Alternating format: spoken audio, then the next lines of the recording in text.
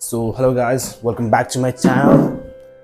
आजको vlog चाहिँ खासै केही स्पेशल त हैन, त्यही पनि खासै केही स्पेशल त हैन, त्यही पनि गर्दिम न भनेर म आज हिजो एउटा आएको थिएँ। लाइक मैले साइकल पनि ल्याएको थिएँ काठमाडौँबाट आउँदाखेरि, किनकि त्यहाँ बिग्रिरहेको थियो। राख्दा त्यहाँ चलाउने ठाउँ पनि छैन, अनि चलाउँदा खासै चलाउँदैन नि त धेरै त्यहाँ, अनि त्यही भएर बिग्रिरहेको थियो। अनि साइकल पनि ल्याएँ। त्यसपछि आधी कति भइसक्यो भन्दा र फेरि भन्दा बिच बाटोमा मैले रोकेर त्यहाँबाट साइकलमा आएको थिएँ कि। सो म एउटा क्लिप हालिदिइहाल्छु। त्यो यसरी आएको थिएँ, मजा आयो। Unique Siraj is an unpredictable guy. That's it. What I can say about myself. That's unpredictable. म जे पनि गर्न सक्छु, जे पनि वाइल्डनेस हुन सक्छु, मान्छेले नसोचे जस्तो चिजहरू पनि गर्न सक्छु। यदि मलाई मन लाग्यो भने मन चाहिँ हुनु पर्यो मेरो, जे नि गर्न सक्छु। That's what I am. So अनि आज चाहिँ लाइक 3:30 भइसक्यो हैन। अनि कपाल काट्नु छ, फेरि भोलि जानु छ के काठमाडौँ, किनकि मेरो काम बनेन यहाँ आएर। सो अब म फेरि जाँदैछु।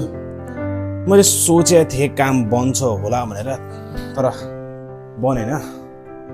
फेरि ठिक छ, काम नभए पनि नभने पनि आएन ल बस्छु।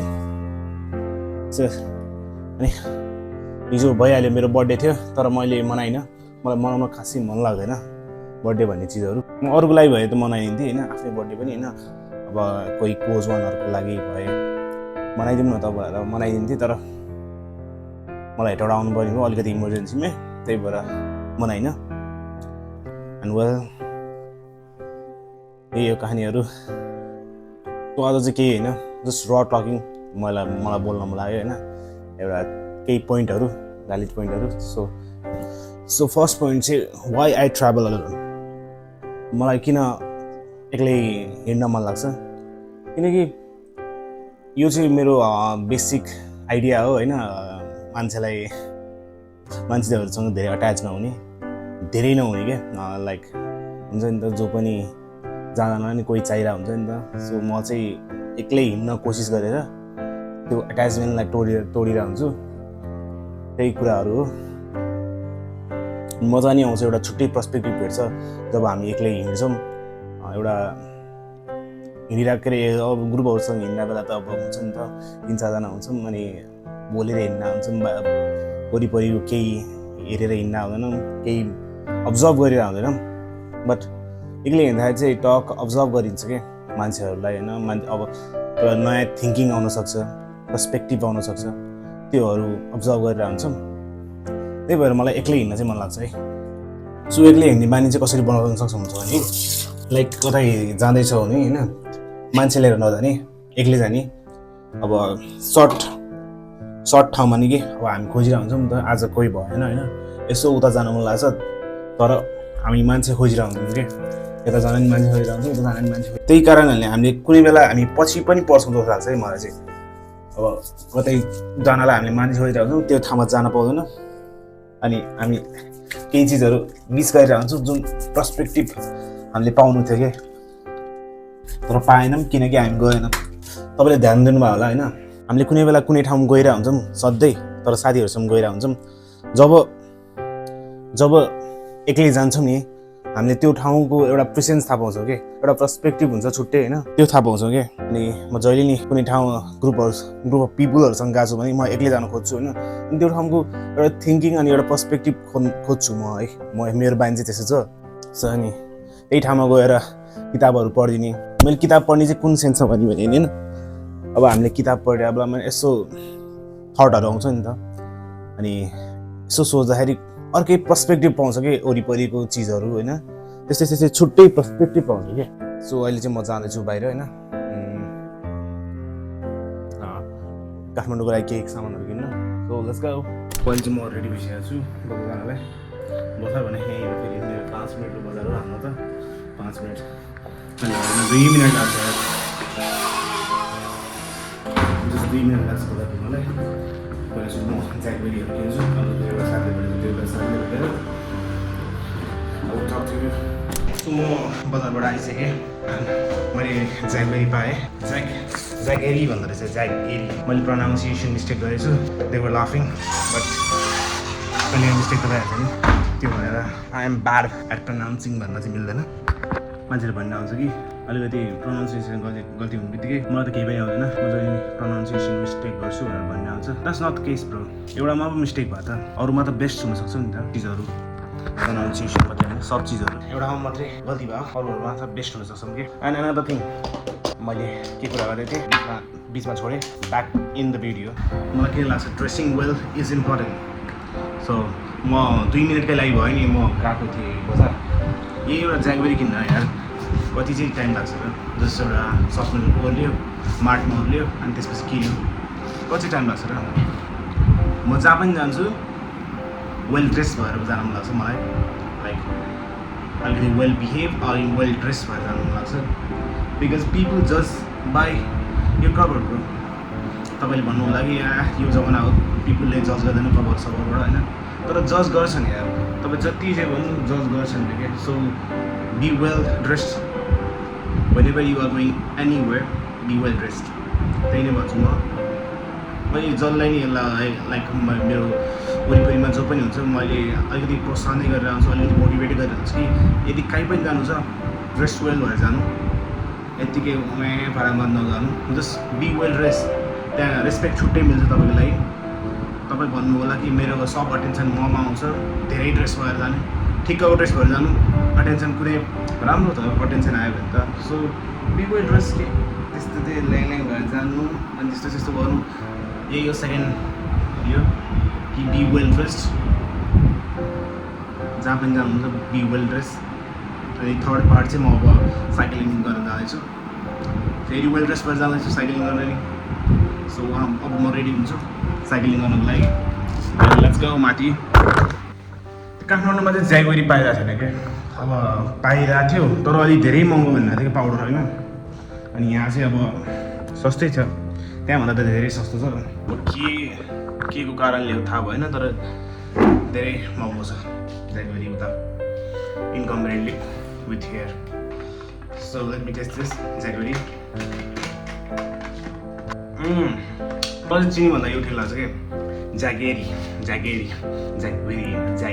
कहाँबाट त्यो प्रोनाउन्सिएसन मिस्टेक भएर चाहिँ ज्यागेरी भन्दै ज्यागेरी म चाहिँ चिनी खाँदिनँ तर ज्यागेरी चाहिँ हालेर आउँछु चियामा मात्रै हाल्छु मैले स्विट्सहरू त्यस्तो इन्टेक गर्दिनँ मलाई खासै मिठो लाग्दैन स्विट नराम्रो लाग्छ त्यही हो सिधा पुरा let's dress then I have got ready for cycling अहिले धेरै घाम छ अहिले चाहिँ जान्न म अहिले गयो भने त साइड लास्ट गर्ने भएर मर्छ यही हो मेसीको जर्सी यही हो मेसीको जर्सी साइक्लिङ गर्दाखेरि लाउँछु म घरमा बसिरहेको बेला पनि लाउँछु तर धेरै चाहिँ साइक्लिङ गर्दाखेरि लाउनु मजा लाग्छ किनकि यसले छुट्टै एड गर्छ कि यो आउटफिटमा यो जुन छ नि ब्ल्याक एन्ड पिङ्क कम्बो अलिकति सानो थोरै पिङ्क भनिन्छ होला है अब सफ्ट पिङ्क थोरै पिङ्क सफ्ट पिङ्क भनिन्छ होला सो साइक्लिङ चाहिँ मैले अघि सुरु गरिसकेको थिएँ तर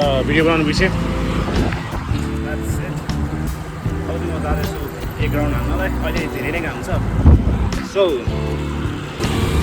घाम धेरै छ अरूभन्दा नि त्यही भएर अहिले म दिदी घर जाँदैछु फर्स्टमा एकछिन त्यहाँ बस्छु अनि त्यसपछि निक्लिन्छु एकछिन हल्का घाम लाग्छ कि लाइक 15-20 मिनट्समा निक्लिन्छु फेरि म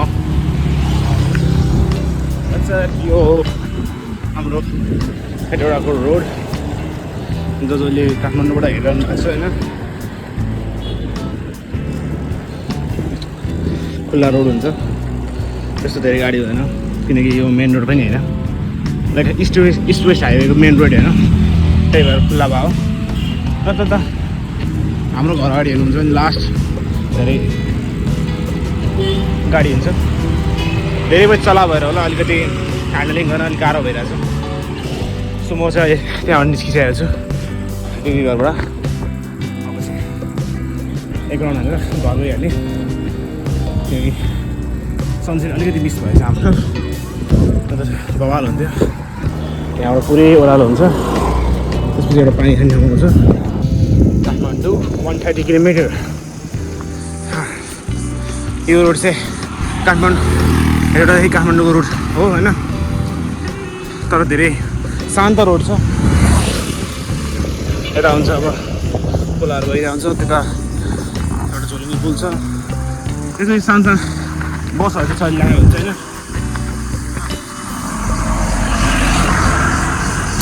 बस सुमोहरू चाहिँ चलिरहेको हुन्छ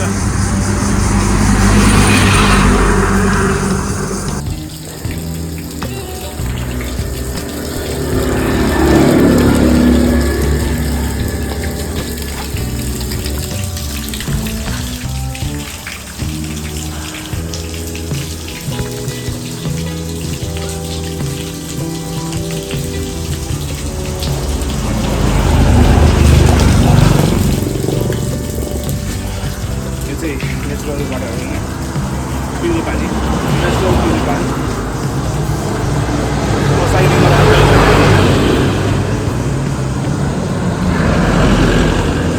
म साइक्लिङ गर्दाखेरि जहिले पानी यहाँ खाना